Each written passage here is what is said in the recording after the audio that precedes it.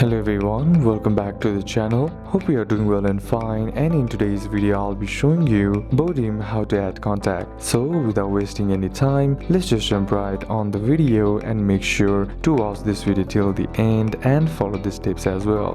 To add contact in Botim app, what you need to do first is head over and open up your Botim app, and then be sure to be logged into your account as well. Then once logged into your account, what you need to do is tap on the option that says contacts on the bottom tab. Then on tapping it, on the top right corner of the screen you'll be seeing your plus icon. Simply tap on that, and now on tapping you'll find two options, that is new contact or scan QR code. Simply tap on new contact. Now all you gotta do here is fill in the contact's first name, their last name and phone number, and once all that's done, all you gotta do is tap on the save button and the contact will be added to your list. So these are a couple of steps that you can apply, and that's it for today's video guys. Hope this video was useful to you. Leave a like if it did, comment down any questions that you have, and see you soon on the next one.